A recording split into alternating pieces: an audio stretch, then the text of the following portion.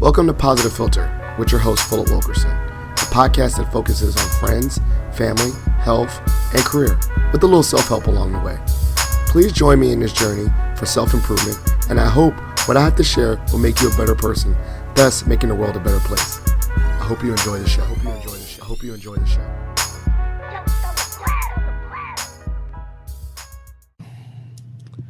Hello, people of the world. This is Philip Wilkerson back with another episode of Positive Philter. I'm joined by a special guest because everyone's a special guest because they take their time to join me on this show.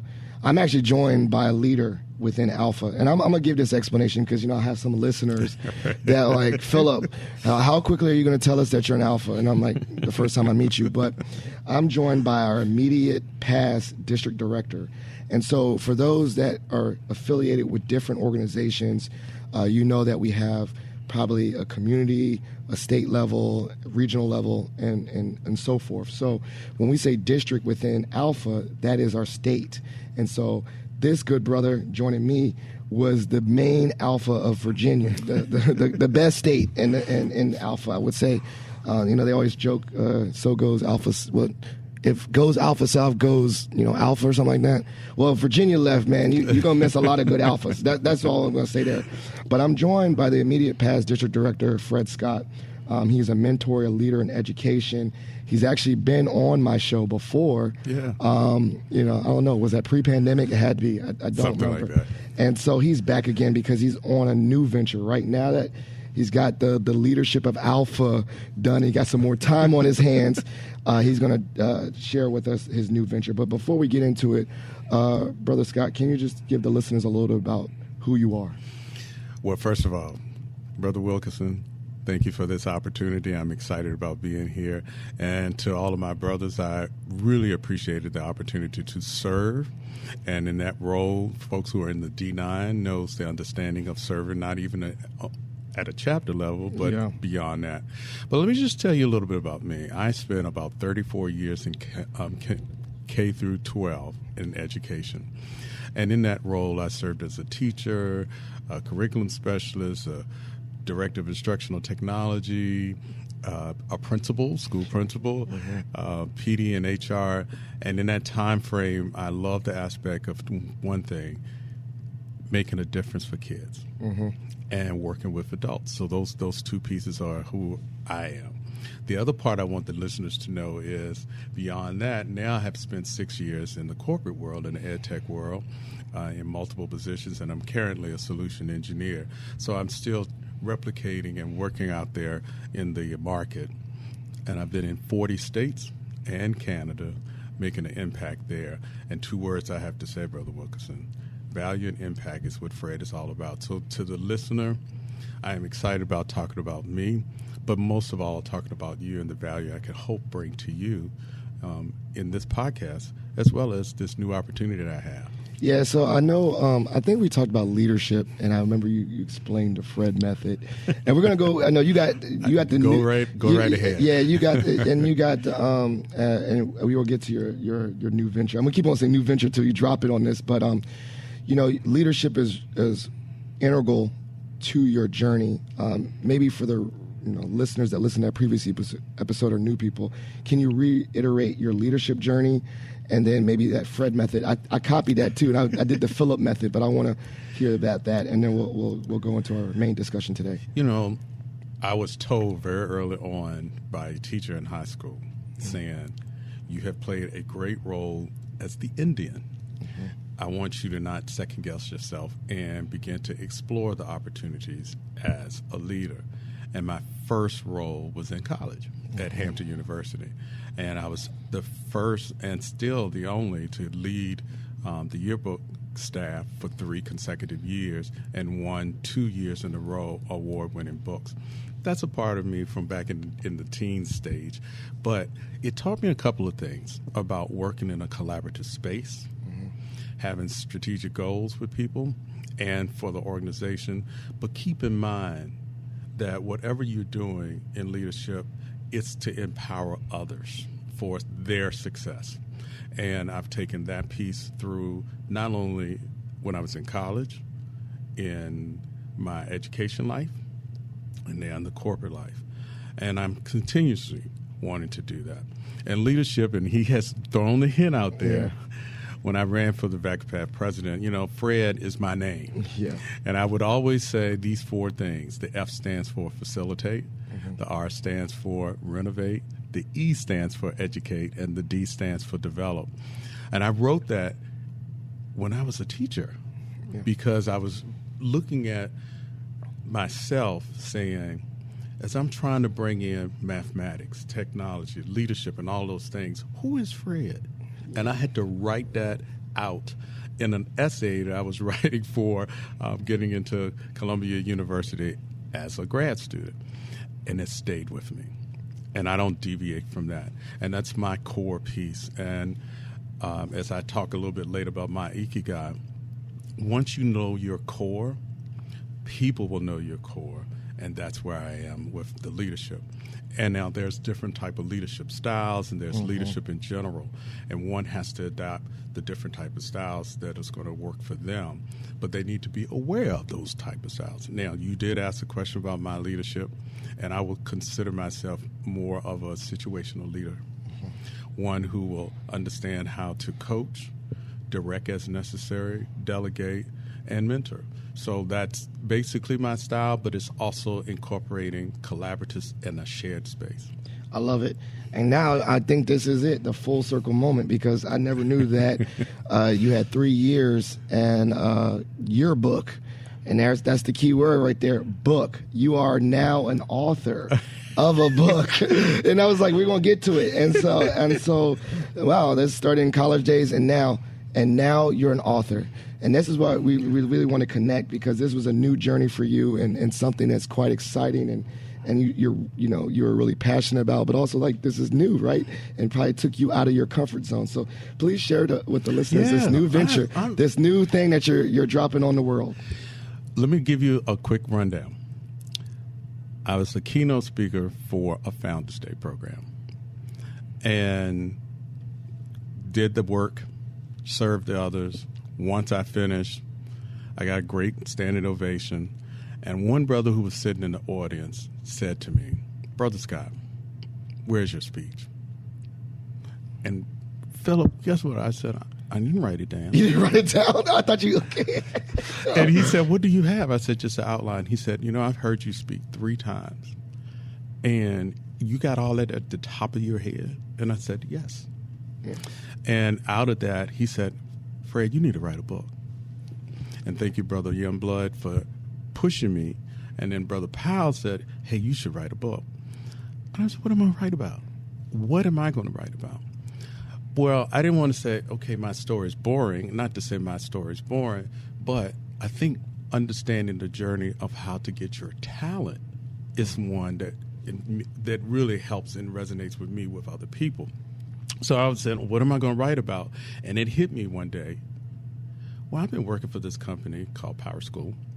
And when I was hired, coming out of my journey of the K-12 market. It's a transition. That transition, in my last stage, there was a principal who said to me, when I was standing in front of him, when I was leading supervision and evaluation for the district, and he said, "I know this product is called TalentFRED, but I'm going to call you TalentFRED." Oh, dang. All right. And when he said TalentFRED and the audience clapped, he said, "Here's why. You have always been supportive. You nurtured about the opportunities for people to learn.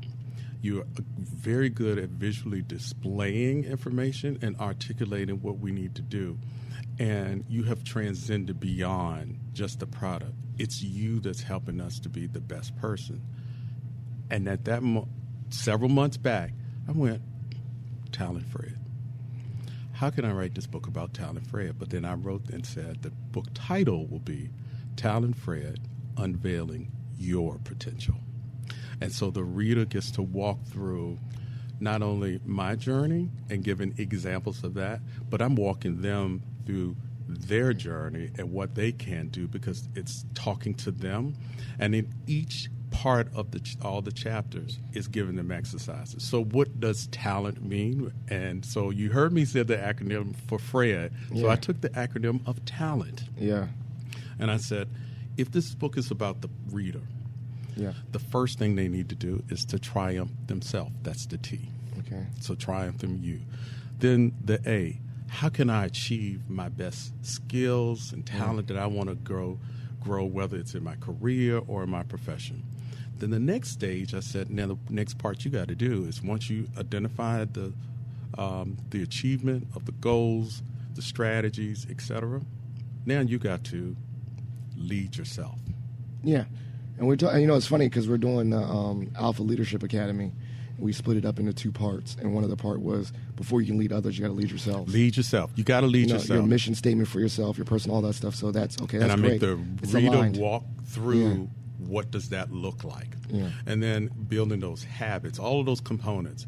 And then out of that, if you're going to lead yourself, don't forget to pull somebody along with you, leading others. And what does that look like? Yeah. And then I said, okay.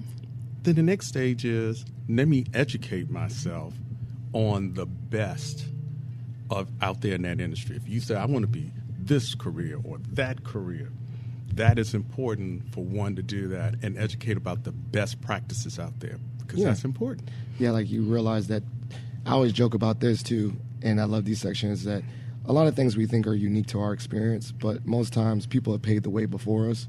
So some of that education is let me read about a leader that followed those examples or mentorship or something like that. I like that part of it too because you're like, it's been done. The blueprint sometimes is there. And I don't say you should use one source or another. There are a lot of plethora of resources out there, but how to educate yourself so you can build who you are. Yes. And then I walk through the next piece. Now, why are you doing all this, Phil? Yeah. Why are you doing all of this? Sometimes people are so gung-ho about, I want to get this talent, I want to get this skill, I want to perfect this, I want to be the best musicians, I want to be the best teacher, I want to be the best accountant, whatever that is. Make sure you nurture you. That's the end. Mm-hmm. And so my personal story is when I was the leader in VACAPATH, which is the district director for Virginia, I was doing that. I took on a new job within the company. I was just doing a whole lot, but I wasn't taking care of me. Did you get burnt? No. You didn't get burnt out? Mother Nature burnt me. Okay. Mother Nature just took over my body saying, something is wrong. Yeah. And I had a brother who was talking to me, and he said, you don't sound right. And he was a doctor. And I said, what you talking about? And he said, you're one of those high-functioning savants that you could keep going. He said, but there's something wrong. And, man, I went to the doctor and was very incoherent. And in that incoherency, he came back in the room after the blood test and all and said, Mr. Scott, your blood sugars are so high, another day you would have been gone. That's how high it was. But you was in the zone. You was locked in. Did you even feel off? I just didn't.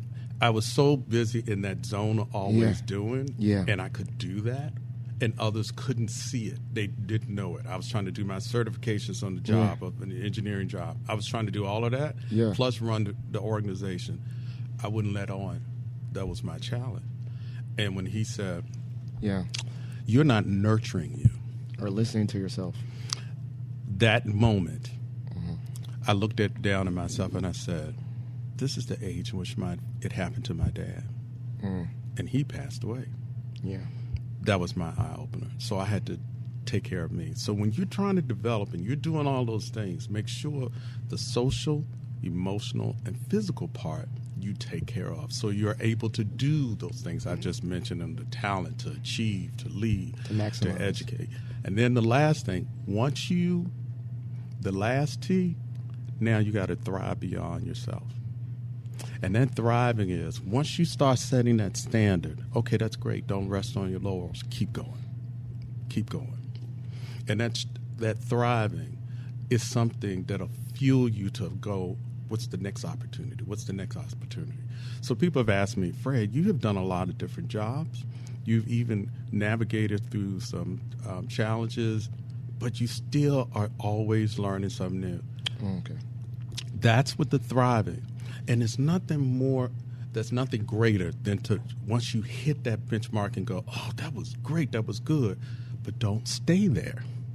Because then what else can I do? What other angle can I put to it to that is going to keep you going. And I'll tell you, my passion has been, and this is where I talk about in the book about the concept that the Japanese came up with about your ikigai. Not everybody understands that. What's your passion, your vocation, your mission, and your profession? Those four things come together really defines who you are. So I don't use the word retire, Philip. You know why? Because retire to me says stop. Stop meeting your standards. Stop doing. You can always go to the next chapter, do something different, but keep the brain moving, keep that social emotional intelligence. So developing your talent is important in that. Well, that's great. I got so many questions to shoot off. So I don't know where to go first. Okay, I'm going to just go to the end, not talent. So high achievers, you're a high achiever. And I love, thrive beyond yourself. So what is the balance between not being complacent, but also, as you said, like not always saying the grass is greener, I'm not doing enough. Like, because I can see that beyond myself, like you said, accept it and be proud and don't sit in it. But some people are like, that's good. They're not good enough. So how do you balance thriving beyond yourself, but also like not taking for granted your progress? I love that question because inside my book I talk about in that thriving, doing self-reflection and giving them an exercise to go through about what is self-reflection to kind of identify that, because all those self-reflections, it's going to let you know these are the things I did well. It's going to always be a couple of things that you want to say, I could have done that better. Once you identify that and say, what can I do with this? And then to me, this is what has happened with me. As I'm always thriving and moving and I've taken my talent, sometimes it's things sitting in my peripheral vision that's in my 270 to my left and right that's going, hey, hello, how you doing? You may want to consider moving over here to me because you got a skill set that'll help me over here. And that's part of that cyclical cycle of developing, and you're unveiling your best potential as long as you are not staying static. Okay, that's what. Okay, yeah. So it's a balance between, it's like the word I wrote down was complacency. Like we want to fight complacency, but at the same time you want to still be proud of yourself for your accomplishments, and still it's not like that. It's not a grass is greener kind of thing. It's just like try to, or it can also be like maybe thriving beyond yourself is like, all right, you won a Super Bowl, and you felt like your identity was like only a football player, but now you're going into retirement. You can thrive in a different sector. Absolutely. And then you're thinking of like taking that same competitive mindset, but doing it to something else. So it's not always meaning like get the next champ. You don't always have to be the next multiple Super Bowls. You just be like, okay, I'm retiring. I want to be. And you need to be the Super Bowl for yourself. Yeah, I want to be good at another part of my life now. Right? And I talk about in the first chapter about triumph about that mindset. Once you develop that mindset, by the time we get to the end part, you got the mindset to go, here's the new opportunity. I can use the same pathway or framework that I came up with from before, but deviate from it. I'll say this to you, to the listeners out there, whether you are young, you're in your career, you're successful, there is always something that you can unveil about yourself to reach that potential. It may be going, I need to work on something in my personal life. So I want to work on something in my professional life. Maybe there's something I want to do a little different. And then once you get that framework and you develop that, you're able to grasp even more. And one of the things I did in the book was, you get to hear Fred's story. You get to hear him explain his journey inside. But I also said, now here's some research pieces to support you. Now do an exercise. So I give them graphic organizers so they can write inside and begin to articulate themselves, because it's about them. And the book is really me to you. Well, it's also, you just can't get away from being an educator. Let's just be honest. You can't, right? You're like, I had to teach you something in this book, right? Like, you could have just done easily a biography and just said, here's my life story. But you're like, I want you to learn something. And so you had to. I think that educator can't get away. That's like tied to your identity. As people, and I'll speak to African American people. Sometimes we don't tell our story. We tell our story, but then we don't tell the strategies. What did you do to get to that point? What things would be helpful to me when I hear and read about that particular person? And all of those things are very important to the end user in their understanding. Oh, that person did these steps, and he's guiding me right through it. What did he mean by setting goals? What did he mean by developing your habits? And he referenced James Clear about atomic habits. So I'll bring in other people who've already identified pieces and parts, but now I'm taking it and saying, this is how you can unveil you. Now, one thing I was thinking about, too, is that you told me that, that you even vulnerably shared that, like, this is something new that you weren't as confident in. And I told you, I was like, Fred, I can't even picture that Fred. I don't know. Like, I can't even picture that person that I've seen as a leader. So can you talk about that journey for yourself? You know what? My wife said when she was reading, she said, you shared a vulnerability that you don't normally do. And when those brothers pushed me and said, those three, Brother Dolch, Brother Youngblood, and Brother Powell, they were like, do it. Yeah. And I went, I'm uncomfortable. But in my book, I wrote, and I always said this, get comfortable with the uncomfortable.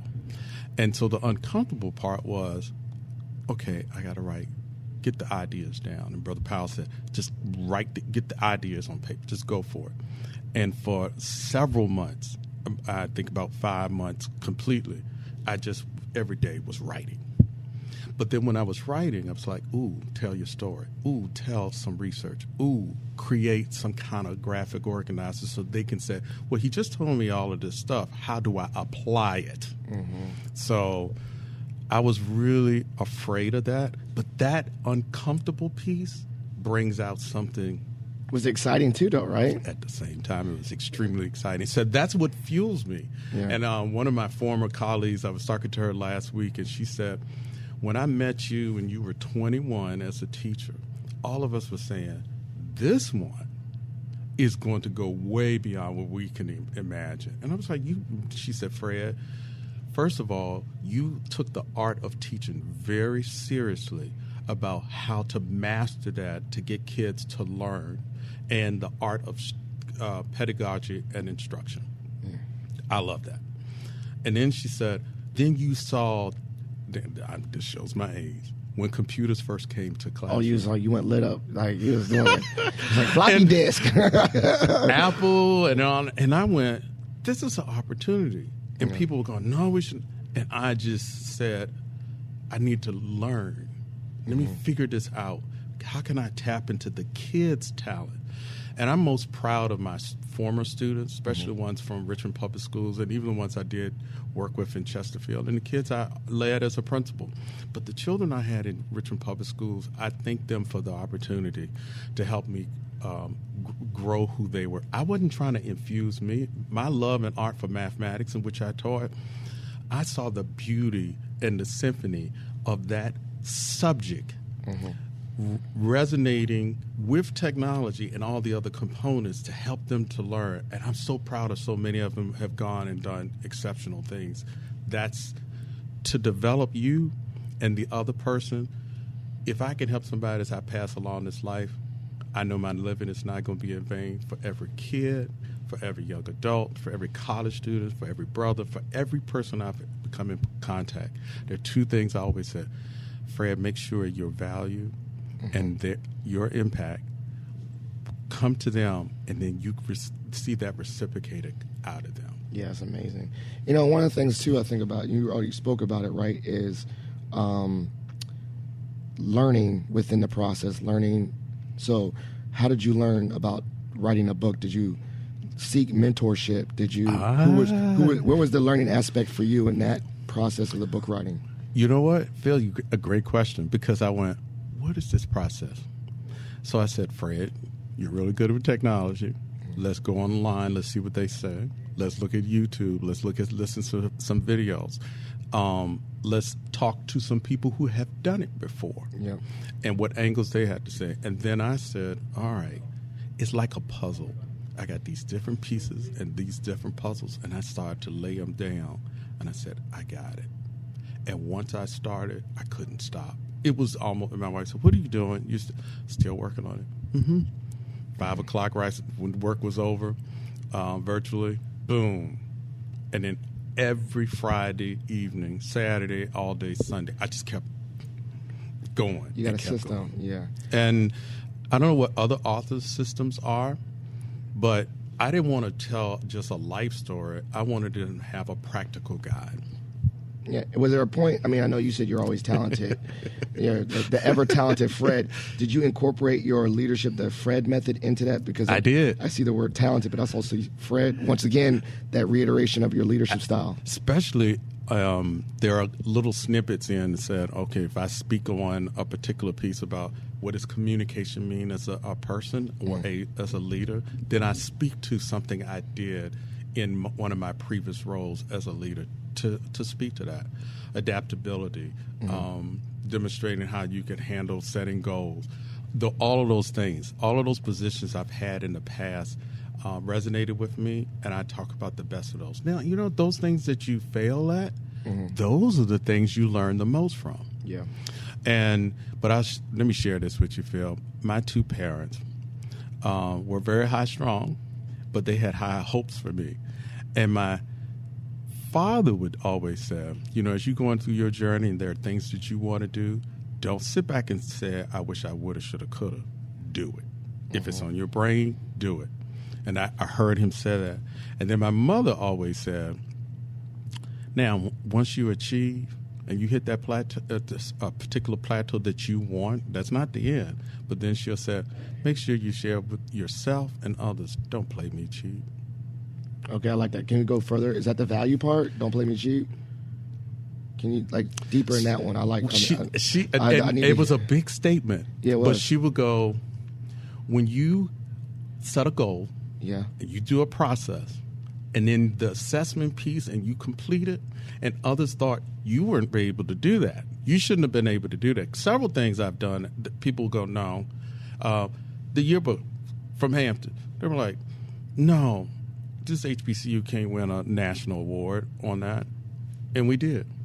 And there's been several things like that. But then she said, once you get there, then say to yourself, don't play me cheap, meaning your value is greater. And if you play yourself cheap, this is how she said it to me, then you devalue yourself and what you want to do. You want others to know your strong value. And that was her simple way to say, push it even more. Keep going. You want another thing? When they tell you, even now in my job, they'll go, oh, maybe you shouldn't do this, maybe. And you find a new way or a new method to do something, and it works, then I can hear her saying, see, I told you, don't play yourself cheap. And also, it's like, man, I'm thinking too, have receipts, basically. When I say receipts as in data that supports it, right? Like, saying, oh, that can't be done, and you're like, but this is what I did, boom, boom, boom, boom, boom, and then this is how I measured it, right? I've been learning. I'm not a math guy, but I've been learning that numbers and data rules, meaning when you want to get more money, you show data to support why you should get more money. When you want to say, I want a promotion, you have data this is how many people I served and my impact, and then you get more. And so you always have to not play yourself. You have to show the value and then be able to present that value when they call you. Like, okay, come into this meeting, and then you're like, okay, then you got to pitch it with real numbers. Real numbers all the time. And I said this through what the Japanese has this concept of ikigai. They said people always talk about what you're getting paid. But if you know your mission, you know your passion, you know your profession, your vocation, that's what the world needs. Yep, the and that's your value. That Venn diagram. So when I was a teacher, I was not getting paid a whole lot of money. That's real. that was cheap. Yeah, come on to that. But you know what the value was? Every time my kids lit up in learning the smallest things, it fueled me to go, oh, I got it. And then I would have data up on the wall about who's achieving. And everybody wanted to achieve. And I was one of those fortunate folks that my kids were never late to class. They always wanted to be there. They were always engaged. And I've carried that same concept about engagement and using brain strategies with others that incorporates with myself. And when a person uncovers their potential, and I talk about who I am, but then when they discover that, use that value, because guess what? Don't play yourself cheap. And also, I was thinking about that too. Like, and this is just, we're probably going on tangents, but in regards to, right. but presenting value and having value in others is that I think investing in those relationships, that once you do a good job and you have good people, they speak for you, that you don't even have to open your mouth. So therefore, your students, they speak to your credibility as a teacher, educator, when they go off and be successful. It's almost like, like always in alpha too, like, who's this guy's sponsor, right? Like, you represent who brought you in, right? And so I think about that when as an educator myself at Mason, I think that's one of the things that lights me up the most is when I see my young students being alum in the world, and then they come back as successful alum, and I'm like, dang, they're doing it. They're doing it big, and that reflects on me a little bit. And guess what? Yeah. I've watched you over the past few years and watched you go into your own. And what you're doing at George Mason is incredible. And your podcast about this positive filter, that's a positive mindset to say to the reader. I'm like, watched you grow, and if I played a little part or inspire or empower, that's phenomenal. People remember the experience they have with you. They may not remember all the words, but they're going to remember that. Yeah. And there are people in my life that have come along the way. There's certain teachers I had in high school, God bless their souls, they were just phenomenal with me, who saw something in me. And in college, I still speak to my college professor to this day. She's known me since I was 17. I won't tell the audience how old I am. Yeah. But, and then there are others. And I think mentorship and coaching is important. I talk about that in the book in a couple of parts, especially in the leadership piece.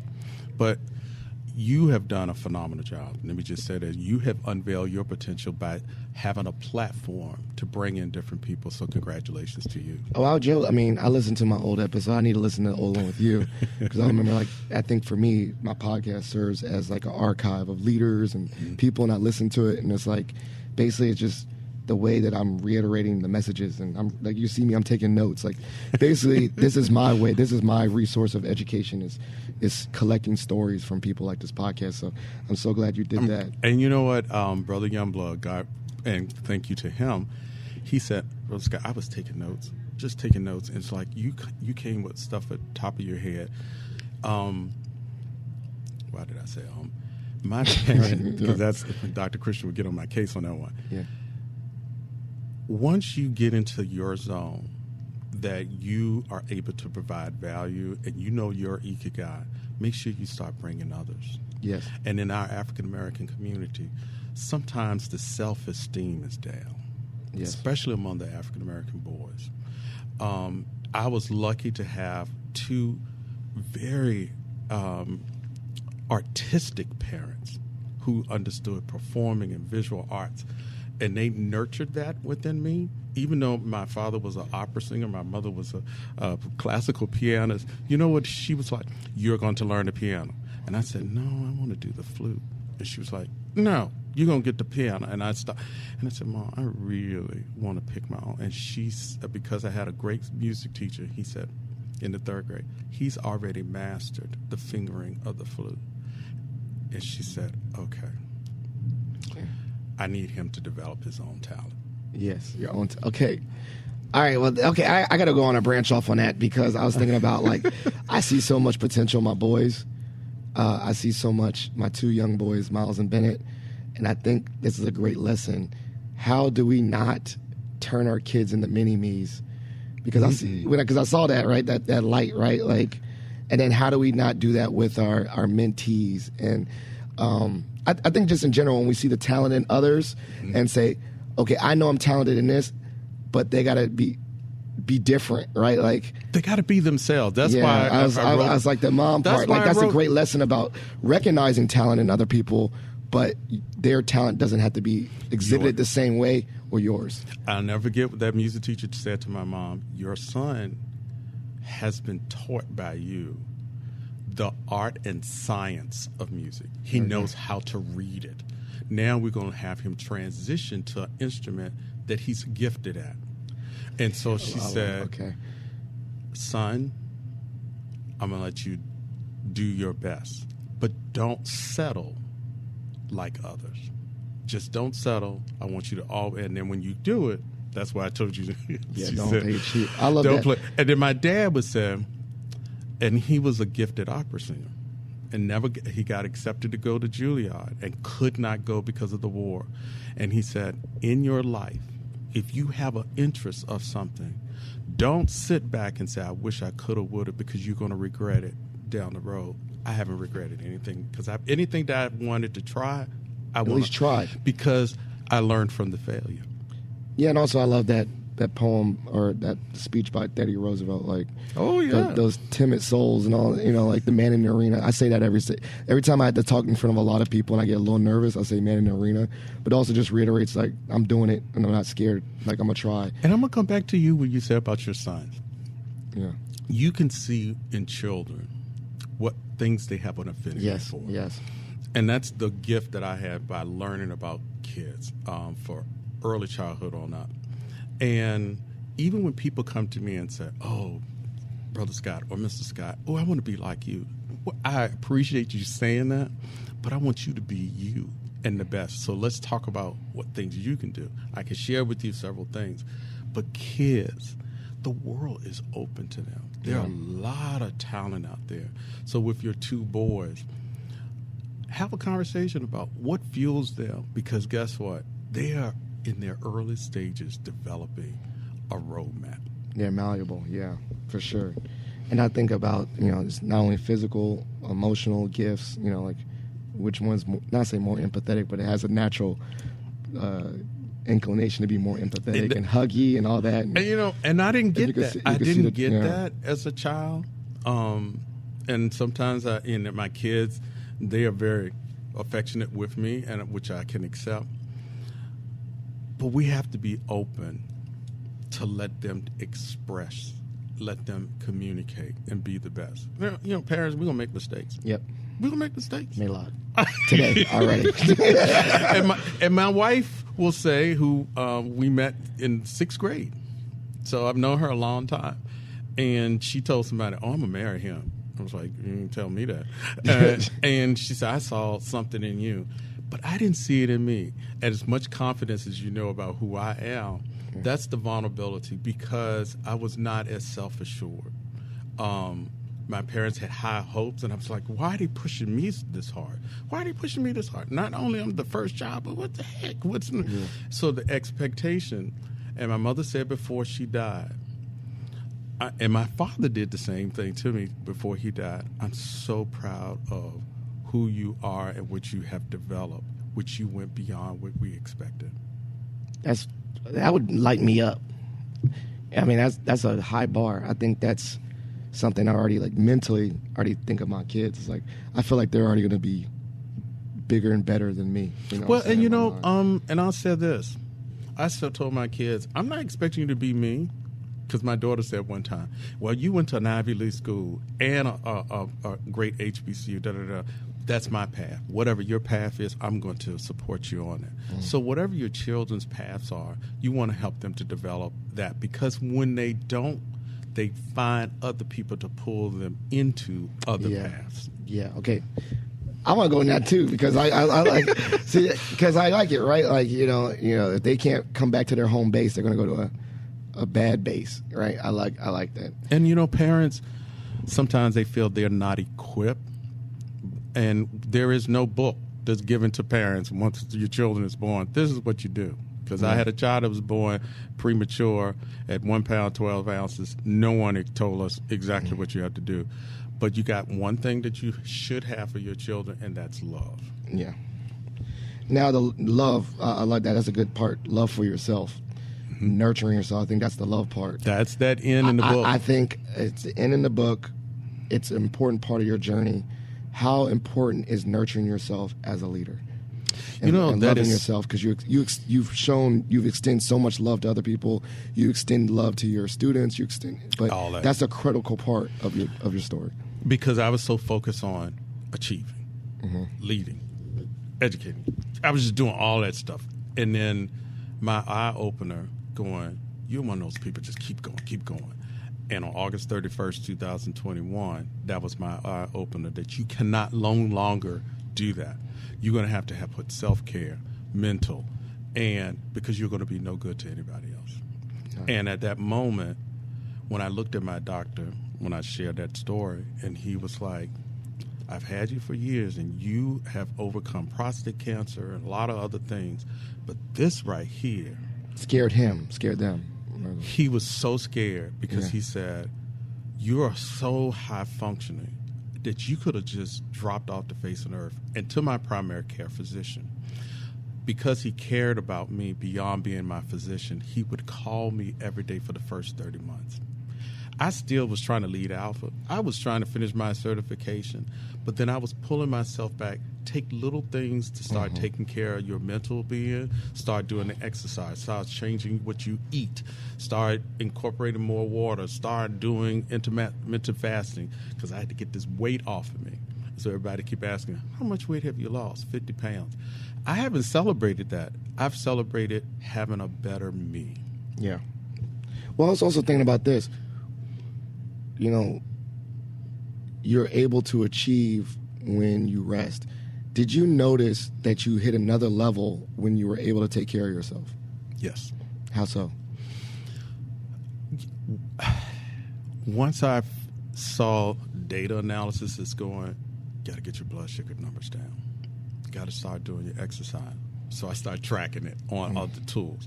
I start tracking everything because I taught mathematics, love data, I love statistics. My endocrinologist said, you're the only person who comes in here with an app with all your stats, and you start talking about the box and whisker plots, and she said, oh my God. Yeah. But that fueled me because I needed to have small successes to get to the bigger piece. Yep. And the small successes said, and then I wasn't paying attention to, am I losing weight? You know what I was paying attention? I felt better. Mm-hmm. Even though you might be working remotely at home, and I'll do that, I took 10, 15 to 30 minutes. We got to do some kind of exercise. We got to move. Got to do now drink some water and change the way you eat. And I start feeling better. And once I start feeling better about me, and then I moved out of the role of district director, I never stopped that beat. But I knew things were going to have to change, and it was going on a great trajectory. And I don't know what's coming next, but what I do know is I wrote this to help others know they can get through triumphing you. They can get through how can I achieve, how can I lead, how can I educate, how can I nurture, and then once I get to that point, how can I thrive beyond what my expectations I love that. All right, well then, I think this is a good part. We're going to end on that, thrive beyond. What does that feel like? Like, was this your thriving beyond your expectations writing this book, or what is, let's end on that. Well, guess what? You know what's thriving? I got that part down, and now my book launch is going to be on June 8th, which is going to be available for all online users, those people who want to come to my book launch event, which is going to be in June 8th in Midlothian, Virginia, and they get to experience a talk show where the MC is going to talk to me, and I'm going to bring in panelists who know me and can speak to different parts of that. But I want the end users who are there to feel like, oh, I can unveil my potential. Oh, this would be good for somebody else, or be good for some middle school kids. This would be good for some college kids, for anybody to work towards a better you. Because with me, I hope I'm inspiring others. And my lifelong piece that I've always said, if I can help others I pass along the way, then I know my living is not going to be in vain. Well, that's kind of like mine. As I always say, if I could be one sentence in the chapter of your book, I did it. Like one sentence, that's it. Like if someone has a biography and they said, Philip Wilkerson helped me out. And that's it. That was like one sentence. I'd highlight that junk, and I'd be so gassed up. I'd buy their book and say, I'm in their book. That's like, I think about that physically, right? If I was reading someone's biography and I got one sentence, I'd be like, I'm featured in a book, y'all. Well, guess what? You just brought up something that gassed me up. That gasses me up so much. And I hope readers, I want readers to buy it. I want readers to pick it up, because at the end of the book, something I did as a district director, every person who crossed under my administration, I wrote them a personal card. Had my picture on the front, but it was addressed to them. And I addressed a letter to the reader. I appreciate it. That's awesome. So I get my own sentence. There you go. I'll just insert Philip's name. Right in the back. You get name. to put your name and address it. I love to that. you. That's great. I was having a book, a feature. And that's what I want because, I've read a lot of different books and they have a lot of impact. But I wanted to address the reader and then tell my piece inside of it. And, I'm extremely happy, Phil, on this platform for you giving me this launch here. And June 8th, from that point on, I want readers to buy TalentFRED, Unveiling Your Potential, and look at themselves or help others to look at themselves and look at the strategies that's inside. But then you go, he's telling a story. How did he do this? What does this mean? Because people want to know what that means. They don't want it too long and drawn out, but they do want it clear, concise, and given some graphic organizers so they can document about themselves. I love it. Well, we're going to the portion of the show called Shot for Shot. You've been very familiar with this. I get to ask you a random question. You get to ask me a random question. You want to go first? So I go first. First question is... Oh, you're going to do multiple ones. Okay, no. You start first. No, I was about to say, I'm ready. I'll let you start. I was rapid fire. I'm ready. All right. Flute. Mm-hmm. You played that instrument. 12 years. For 12 years.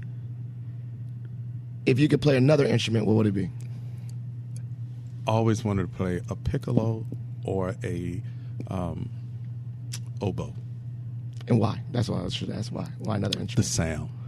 Does it sound good? The sound in which it could reverberate certain modes and octaves and melodies always appealed to me.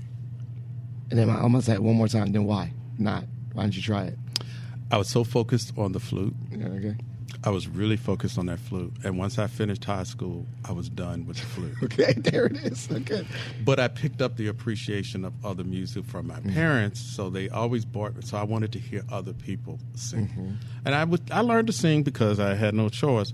But that taught me the art and science of music. It's a science. And that piece I could reverberate with other things. So I just transcended it to something different. There you go. That was my one question. What's up? What's yours? In doing this podcast over the last, 4 or 5 years now? 7. 7 years. Yeah. What would you say has been your most exciting one? Exciting? That you feel like it had some value and impact between you and the person you were in? Okay. Well, then that's easy.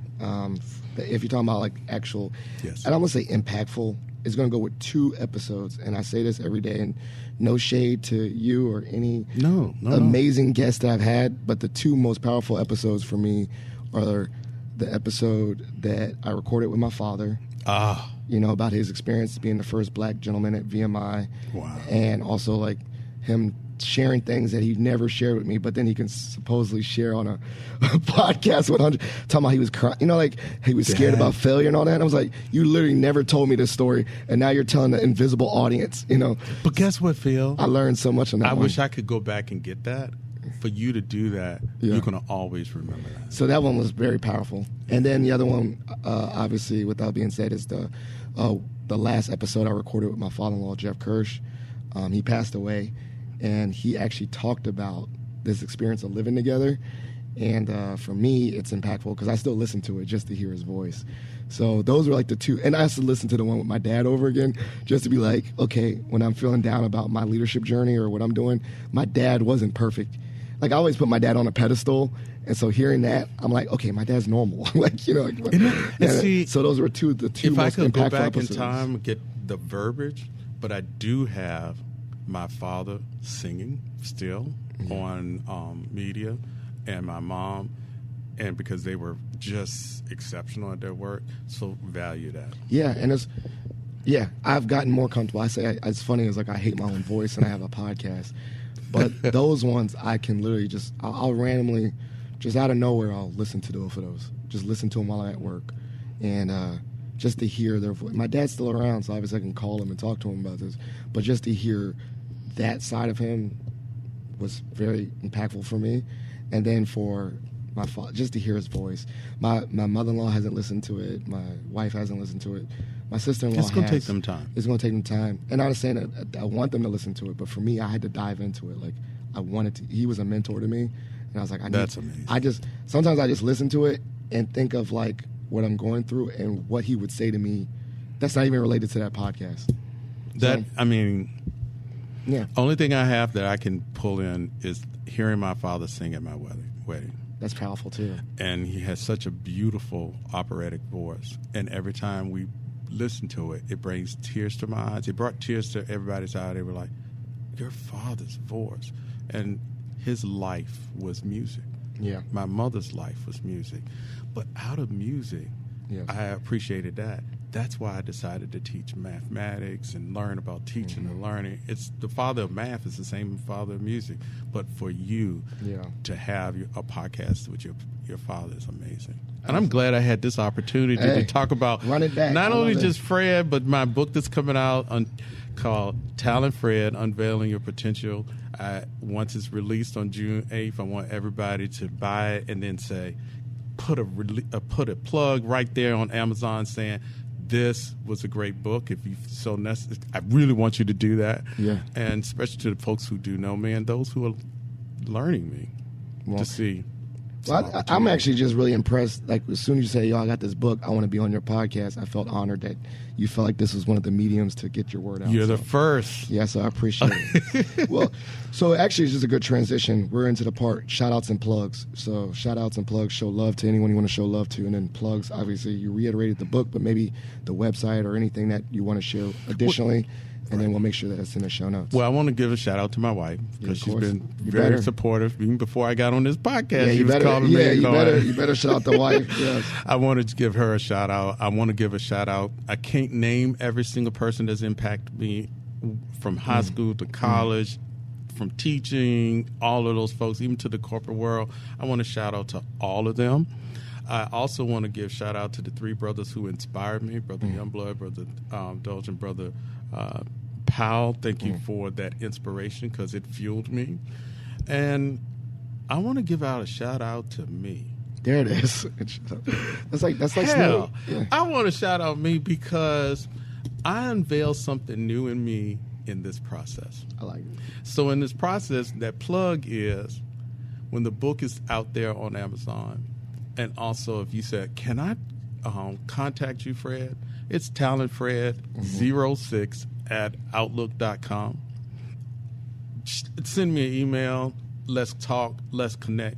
Let's talk about opportunities if it's for you or someone else, because if that's the case, if I can help somebody else, then they're going to do the same. You did it. Exponential growth, exponential impact on the world. Well, thank you so much, Positive Filter listeners. This has been a great episode. As you know, every episode is dedicated to the memory of my father-in-law, Jeff Kirsch. So please consider donating to the Jeff Kirsch Anti-Hunger Fund for his work on food insecurity. Also, if you're a Mason Nation Patriot, please consider submitting a Pats for Patriots to send a kind note to someone else that's on campus. Elevating this episode is great. Share, like, subscribe. Please support Brother Scott and his book. And this has been a great episode, and we're out. Thank you for listening to Positive Filter, a podcast that focuses on family, friends, career, with a little self-help along the way. If you enjoyed this podcast, please share it with your family and friends, and like the Facebook page, Spreading Positivity of Movement. Thanks for listening.